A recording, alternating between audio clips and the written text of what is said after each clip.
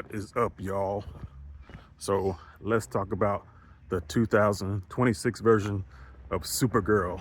I just got out of the movie theaters and saw the new Supergirl movie, and all I can say is, sorry, I'm walking and talking, so I gotta stop every now and then and check my surroundings because I don't want to get ran over. But yeah, I just got out the theater, and I think this movie was just basically okay. You know, in my opinion, the movie was very campy. It's trying to stay away from the old DCEU universe where everything was kind of dark and gloomy. But this movie was just okay, you know. In my opinion, this movie needs to be better than okay because it's trying to kick off a new DC universe. It's trying to keep up with Marvel, even though Marvel is struggling right now. But I don't think this movie really did any justice to the new universe. This movie was definitely not as good as Superman, and Superman was just okay as well. I liked it, but it wasn't the best comic book movie of the year. This is a second attempt to do a Supergirl movie, and I think the first one came out in the 80s, and this movie stars Millie Alcock. She's an Australian actress, and she first got her start on the Game of Thrones spinoff, House of the Dragon. This also stars Jason Momoa. Everybody knows who Jason Momoa is. He used to be Aquaman, and now in this movie he plays Lobo, another superhero. Actually, he's more like an anti-hero, kind of like the Punisher, but he was one of the bright spots of the movie. I think he was made for this role to begin with. He looks more like Lobo than Aquaman, in my opinion. So they did a good casting job.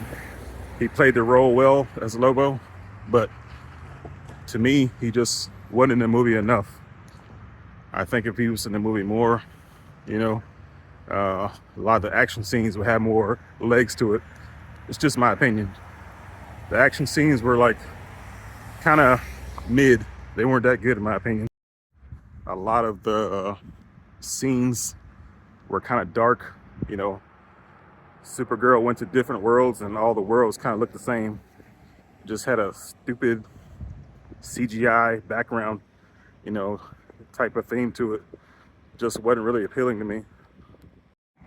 I kind of hate to compare this to the Superman movie that came out last year, but I have to because it's kind of produced by the same people, mainly James Gunn. So since it's been kind of produced by James Gunn, it's kind of sorta, it kind of has a Guardians of the Galaxy feel to it, but in my opinion, not as good. Also towards the end, kind of felt like Mad Max, just the way how some of the villains were. The villain clan, it kind of looked like Immortan Joe a little bit. And speaking of the villain, this villain was so generic, man. I think this probably has to be one of the worst villains recently in comic book movies of late. I think the last generic villain I seen was Thor: The Dark World. I don't know that guy's name. He was like a dark elf, but he was pretty generic. But this guy hasn't beat. I don't even remember his name, Krim or something like that.